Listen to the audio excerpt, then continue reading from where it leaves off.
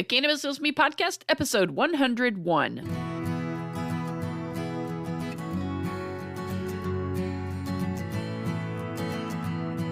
You're listening to the Cannabis Heals Me podcast, where we explore the real stories of real people who have discovered the profound healing properties of the cannabis plant in their own lives. Find more at cannabishealsme.com. Happy Monday, everyone, and welcome back to the Cannabis Heals Me podcast. I am your host, Rachel Kennerly, and I'm recording once again in the Storybook Inn studios. Thank you so much for coming here to spend some time with me on a Monday. I hope that the Cannabis Heals Me podcast is a little tiny bright spot in what may be an otherwise dreary Monday as you're heading back to the 9-to-5 grind. But maybe in some small way, we can make your 9-to-5 grind a little less grindy. In case you missed it, we recently celebrated our 100th episode of the Cannabis Heals Me podcast. I feel like this is a real milestone for us. And if you didn't listen to episode 100, you can go back and do that now at cannabishealsme.com/100, or you can listen to it on your favorite podcast app. Speaking of podcast app, while you're on that, buddy, you need to go out and give us a rating or a review on iTunes, Stitcher, whatever podcast host you're using to listen to this show, because that's a free way that we can get this show out to more people. So just go out, give us a rating or review. If you review the show, I'll read it on the air. We appreciate the folks that have rated and reviewed the podcast so far, but I implore you to go out and give us some more ratings and reviews. Another way you can help the show is by becoming a patron of the Cannabis Heals Me podcast. Go out to patreon.com/CHM podcast, and you'll be able to access bonus content, commercial-free episodes, and maybe even get some cool Cannabis Heals Me swag. But rest assured that none of the money that comes in on the Patreon account comes to me personally. It does not benefit me personally. I plow that money back into the podcast so that we can advertise and get these stories out to more people. So if you're interested in becoming a patron of the Cannabis Heals Me podcast, go out to patreon.com/CHM podcast. My guest today is Ted Metz. He's an outspoken advocate for the plant and a cancer survivor. Ted and I had a great conversation. In fact, we had such a good conversation. We talked a little long. And what I've done is I've actually split our conversation into 2 episodes. Today, we're going to hear Ted's medical cannabis story. And then on Thursday, Ted's going to give us an update of what's going on in Georgia in this legislative session. Hey, Ted. Hi, Rachel. How are you today? I'm doing well. How about yourself? Not too bad. Good. Glad to hear that. I had reached out to you, I guess a few weeks ago. I heard you on my friend Ben Pangy's podcast, Homesteads and Homeschools. I was wanting to see if you could tell us a little bit more about your personal medical cannabis story. I was just trying to figure out where to begin with that. Because I've been arthritic since I was in my 20s. Wow. I don't know. I've never been a day without access to God's perfect medicine. Because the research has been withheld, and very little research in America because it's illegal.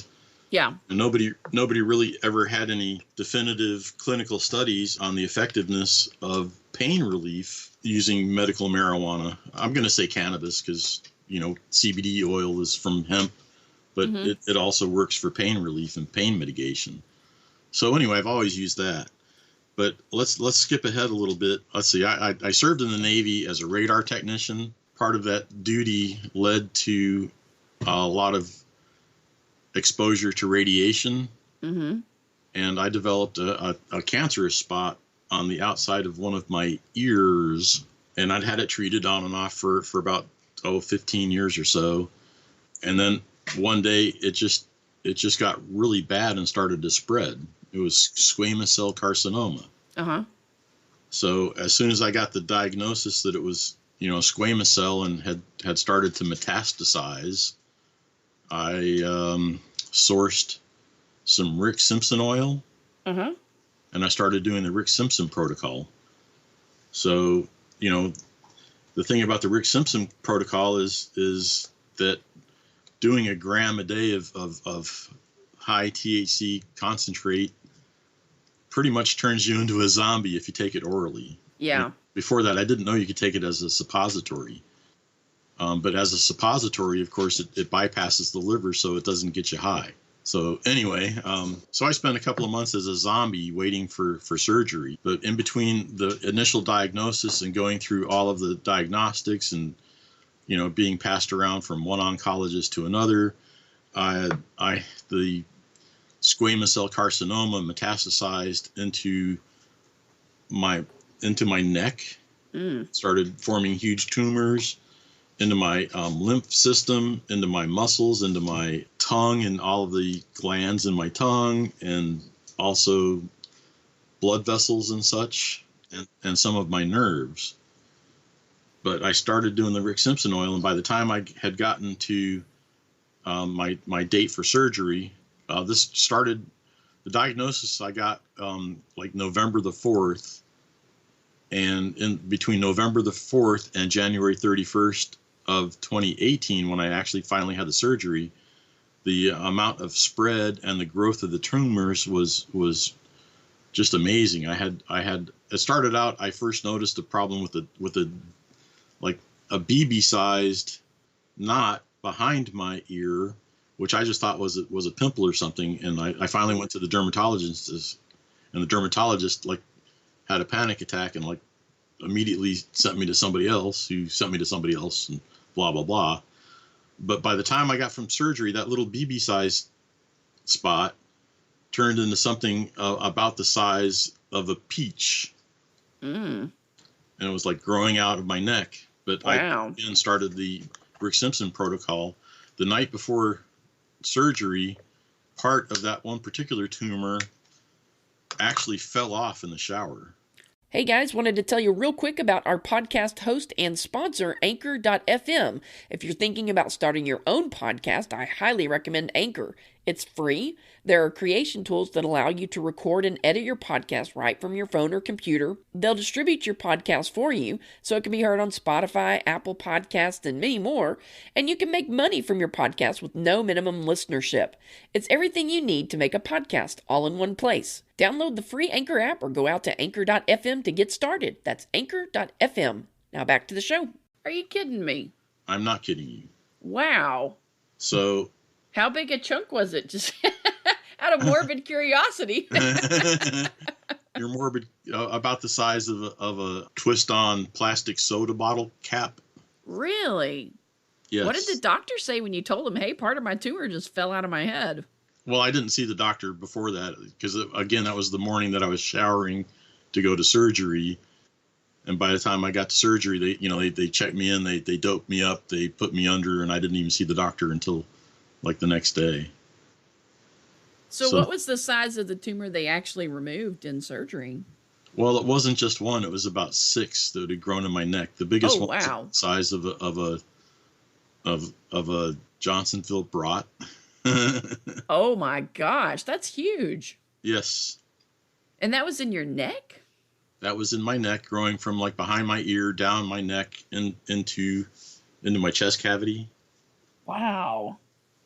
So they took all kinds of stuff. They removed my ear. They took out a whole bunch of stuff. They drilled in my skull. They took about 60% of my trapezius muscle. Now, what is that? Because I have no medical background. Okay, that's the muscle that connects your neck to your shoulder, that holds your shoulder up. Oh, wow. They took out neck muscles, and they took out, like I said, all kinds of glands, lymph nodes, part of my tongue. I don't know how many pounds I lost in surgery, but they removed my ear, and then they took my left quadricep, the majority of my left quadricep, and they used that to pack the holes, or the space left from the tumors they took out. Mm-hmm. But in the aftermath, the surgeon said the surgery went very well because apparently the Rick Simpson oil had started to kill most of the cancer and most of the tumors. So they were easy to remove, and the margins around the tumors were pretty much free of cancer. Oh, that's great. So the surgery was successful, and I had to do a couple of months of radiation and chemotherapy. Mm-hmm. And through all of that, I still treated myself with medical cannabis. And throughout, But you weren't doing RSO at that time? no, because I didn't see much of a point, and the problem again with doing that high a dose of RSO, it pretty much turns you into a zombie. Right. And like I say, I didn't know about doing it as a suppository. So if I ever have to do that again, or if anyone has to do Rick Simpson oil, do it as a suppository. That way you're not incapacitated from being too high to function. So anyway, during the, part of the thing that you hear from people doing radiation and or chemotherapy is nausea and lack of appetite and such. During the entirety of that, I never once was nauseous and never had a problem with appetite. That's great, because that's a huge concern for people doing chemo and radiation. Well, and the other thing is the pain. Mm-hmm. They sent me home with like some 30 milligram OxyContin, and I never once, well, actually, I will say that I did take 2 in the aftermath, but it wasn't until the radiation therapy. One of the side effects of radiation therapy is that it essentially melts your skin off. Wow. And when I started to lose the skin, that's when I really started to experience some severe pain. And one day I was in so much pain, all I could do is like sit and be still. I had a friend retrieve an oxycodone for me, and I took the oxycodone and sat there and hoped that it would work. And after about 30 or 45 minutes, it started to kick in a little bit, and it just barely even made a dent in the pain. And I said, screw this, and I went and I smoked a bowl. And within minutes, the pain was completely gone, and I felt like I was ready to go climb a tree. Oh, wow. And that, from then forward, I knew if I was going to have pain, I'll just, I can mitigate the pain or treat the pain with cannabis, because it actually works. When did all this start with your cancer? What year approximately? It was about 1998 or so that I first noticed a little spot. I thought it was eczema at first, just like right on one of the curvy parts of my ear. And I had it treated on and off with, I had it like melted off one time with liquid nitrogen, and it stayed gone for a couple of years. Then it came back, and then I twice used a medication called Fudex, which I guess is an exfoliant. It kind of burns your skin off. And that worked for a while. And, so between like 1999 or so until it really started coming back with a fervor in about 2016 or so. And in 2016, I actually started trying, I guess, concentrated versions, homemade potions from cannabis extractions, and that seemed to work for a while. And then I ran out, and it came back pretty badly, and then I got some RSO. My first RSO I was using topically, and that seemed to knock it down pretty well. And then the next batch of RSO wasn't tested. My belief is that particular batch was made from outdoor grown cannabis that has had a lot of pesticides in it. Because once I started using that, it blossomed, the cancer blossomed, and that's when it metastasized. Oh, wow. So I think that was the real trigger for the metastasis was pesticide laden concentrate, RSO. And that's one of the downsides to having to buy off the black market, is that your product isn't necessarily tested, and you're just hoping and praying that the person that sold it to you is an honest person about what's been put in it. Well, and some of the people that make it, just like, they find the cheapest deals. Where can I find the cheapest?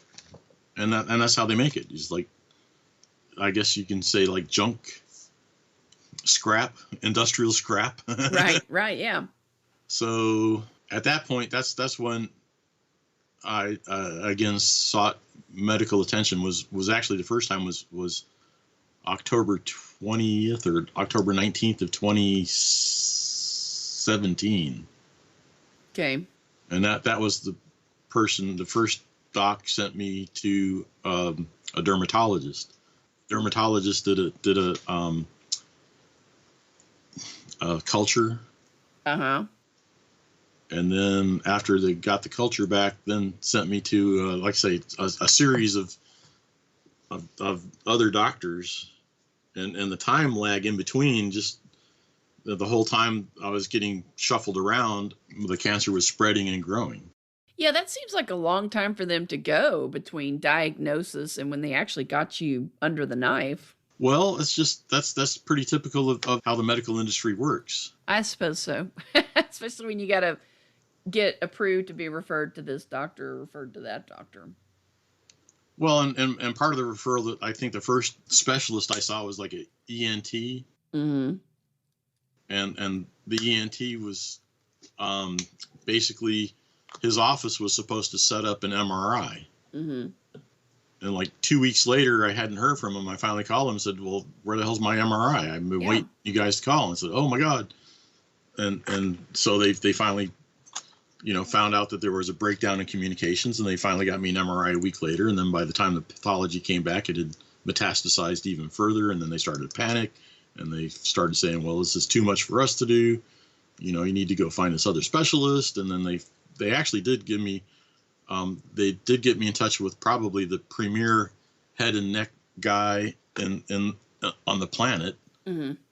Clementino Solares from Emory. So, my first consult was good, and basically that was in, I guess, mid-December by the time I finally got with the oncologist and surgeon that was capable of actually performing the surgery successfully. But because of his schedule, again, it was like 6 weeks before he could actually work me in.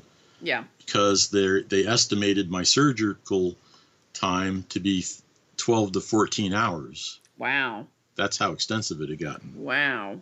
By the time I got there, the Rick Simpson oil had started having an effect, so the surgery only took about 6 hours after all.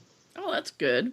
Yeah, it was good. And I don't know what else to say about that, but I do believe that because of the health benefits of cannabis, they expected me to be in the hospital for a week after surgery, and they released me 3 days later. Wow. So all of that was good. And my recovery was fairly rapid. And then the radiation and chemo, that was awful. Yeah, gosh. I can't even imagine my flesh melting off. Ugh. That's like a torture, not a treatment. After a while, yeah, it was kind of torturous. Now, were you open with your doctors about your use of cannabis, or did you keep it on the down low? Absolutely. I told them from the first one. I told pretty much the entire surgical team that this is what I'm doing. And they said, well, and this is the thing, like all hospitals that accept federal dollars cannot have anything to do with cannabis. They allowed me to discuss it, but they said, well, because we're a hospital, we can't touch it. I'm glad you told me, and blah, blah, blah. And,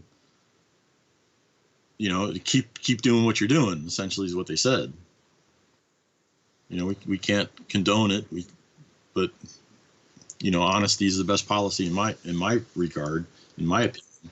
I'm kind of surprised that they still gave you the pain medication, because a lot of time once they find out that you have cannabis in your system, they think you're a druggie and they won't give you any pain medications. Well, again, because of my rapport with my doctor, I think they understood that, I was a rational, reasonable human. Yeah. And not some wacko. On top of that, I think it's just SOP for them on discharge. They got the checklist. Pain meds, check, Yeah. Actually just had my 2-year anniversary checkup, and my main oncologist, I think, was actually quite impressed with my recovery. Yeah. Actually, I think he was quite surprised that have the health and the mobility and the range of motion for some of the places where they weren't expecting me to heal. Yeah. Because they actually did. They cut into nerves and such. Mm-hmm. So they weren't expecting me to be able to use my left arm, and they were like skeptical as to whether or not I'd ever be able to speak again.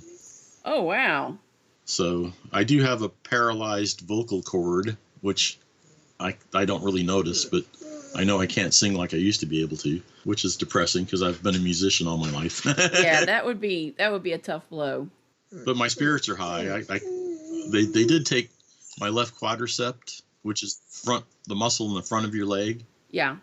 Which just makes it, I can't run because I don't have the muscles to control like flexion of my leg. I can walk and I'm pretty much pain free. I still have a lot of numb areas where the nerves are damaged. So if you slap me on the left side because I have no feeling on the left side of my face.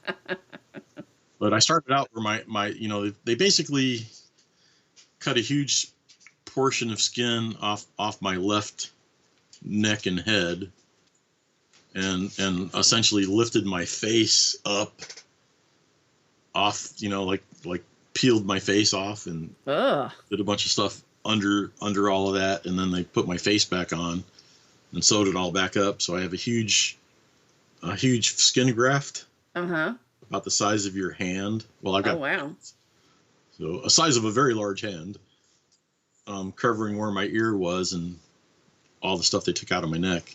So I have no ear on my left side, which means I can only hear out of my right ear. But I've got these bone conductive headphones that Bluetooth to my phone and my computer. Yeah. So I can hear things in stereo with the headphones. Oh, that's cool. The prognosis, I would think, because what I've heard, not that I'm an expert, but what I've heard is that usually once cancer gets into your lymph system, the prognosis is pretty bleak, right? Yes, generally speaking. However, I just got my pathology report from my latest scan set this Saturday, and I'm still cancer free. That's awesome. So I guess you're probably still on a maintenance dose of cannabis, right? Well, I pretty much microdose. But yes, I do that. I also do a really interesting product that a friend of mine got me into called Sealy. And Sealy essentially is a nutrition supplement that contains every element the body requires for full nutrition. So do you take that as just as a supplement, or is it a meal replacement, or how does that work? It's an aqueous solution that's nanoparticle sized, water encapsulated molecules that are like 9 nanometers. Oh, wow. And 9 nanometers is small enough to trigger cell mitigated pinocytosis, which is a fancy way of saying that it goes right into the cells without the necessity of further metabolizing. Okay. And that's a problem with CBD oil, because its globules are so large that if you take 100 milligrams of pure CBD, only about 18 milligrams are actually metabolized or bioavailable to the cells. Oh, wow. And this particular product, sealybydesign.com/CBG, is about 99.9% bioavailable, because it's small enough to fit right in the cell. And this product has CBD, CBG, a list of other supplements like MSM and ashwagandha and herbals, and all of the elemental constituents from the periodic chart. I'm going to lapse into nutrition a little bit, because I am an organic. I studied organic chemistry at the University of Georgia and nursing, so I've had nutrition. And essentially, the body needs 72 elements to complete its well, I hate using big words, but proteome. Proteome is the range of proteins and such that your DNA is programmed to manufacture. But when the RNA is traveling down the DNA thread to make proteins, if all of the ingredients for that protein or that enzyme or whatever the cell is making at the time, if all of the ingredients aren't present inside the cell, it'll skip over and go to the next one. So my favorite chemist was a guy named Linus Pauling. He's the father of molecular biology. And Linus Pauling's most famous quote is, "You can trace every sickness, every disease, and every ailment to a mineral deficiency." Oh, really? Which is absolutely the truth. Because if it's not, and this is the problem with our food chain. I'm going to come back to that in a second, but the elements are no longer present in the crop soil. Therefore, the crops don't contain the full complement of minerals necessary for total human nutrition. Uh-huh. So if you don't supplement, you're never going to be healthy. And a lot of the people who suffer all kinds of diseases and such are just mineral deficient. Or their endocannabinoid system is not nourished. Throughout the entire history of humans, up until the Marijuana Stamp Act of 1937, farm animals ate feral hemp. Mm-hmm. The chickens and the fowl were fed hemp seeds. So the CBD was actually present in our food chain until it was eradicated thanks to Anslinger and a bunch of industrialists. Yep. So you've got to have your CBDs and your CBGs and your THCAs and CBDs, CBCs, CBGs, CBNs, all of that stuff. We all talk about the healthcare crisis. We don't have a healthcare crisis. We have a nutrition crisis. And that really, if we want to solve the healthcare costs and all that, healthy people don't need to see a doctor unless they break a bone, right? Because if body is programmed to heal itself, but in order for that to happen, you have to have all of the necessary nutrients in order for that to occur. So if we had a food supply that contained everything the human body needed to heal itself, our demand for medical attention would drop precipitously. And they don't teach that in school. They don't teach, they have a nutrition class. It's okay. It's like they teach the food pyramid. And the food pyramid is a joke because it was developed by the Grain Council, for Christ's sake. So, of course, it's upside down. Mm-hmm. Completely. And, I know a lot of people who started eliminating meat and going to all like soy-based products that suffered huge health effects to like liver and kidney damage because of all of the pesticides and herbicides and such in the soy. Wow. So how do you get around that? And then all these people are like crazy about kale. And a lot of the better studies point out that the kale is one of the most heavily pesticide containing products you can eat. Oh, wow. And plus, I think it tastes gross. Well, it fried with some bacon is pretty good. Well, there you go. Anything you add bacon to will redeem it. Even green beans, which I despise. So, we have a lot of different problems going on here in America, especially, that essentially boil down to government's intrusion into regulating what everything we can eat. Yep. And that has led to our healthcare crisis. And if we want to solve it, we have to go back to total nutrition, including nutrient supplementation and getting cannabis back in our diet. Yeah, I agree with you on that. But it doesn't look like that's going to happen anytime soon. Getting the federal government uninvolved in certain things. Unless and until we can train up our youth to the proper role of government. The government is supposed to protect our rights.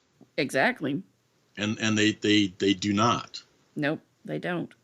There's been several, a lot of people think that, the police are here to protect us, but essentially the Supreme Court has ruled at least 5 different cases that the police have absolutely no duty to protect. And now they're excused for everything. It's like, well, I have to enforce the law. That's my job. It's like, that defense didn't work for those guys at the Nuremberg trials. So I was about to say, the Nuremberg defense doesn't work. But then again, if you don't know, and see, this is the thing, they don't teach it. They don't teach history either. No, you're right. Government actually carries on the English common law tradition that really started prior to the Magna Carta. And a lot of people don't understand that. It was limitations on the rulers. And ultimately, that's what our government is supposed to be run under, a confined set of rules And every problem that we have in society today is because they have gone outside of their boundaries. All right, guys, we're going to cut it right there, but you need to come back on Thursday to listen to the second half of my interview with Ted Metz when we discuss what's going on in the legislative session in Georgia with regards to medical cannabis. So we'll see you back here on Thursday. Until then, you guys have a great week, and thank you again so much for listening. Make sure you tell 3 people about the podcast. Hit the subscribe button and you'll never miss an episode of the Cannabis Heals Me podcast. If you enjoyed today's show, please consider leaving us a 5-star rating on Apple Podcasts, Google Play, or whatever podcast app you're using. Do you have a suggestion for a guest on Cannabis Heals Me? Send an email to podcast@cannabishealsme.com. We'd love to hear from you. Please do not take any information from Cannabis Heals Me or its guests as medical advice. Contact your licensed physician before taking cannabis or using it for medical treatments.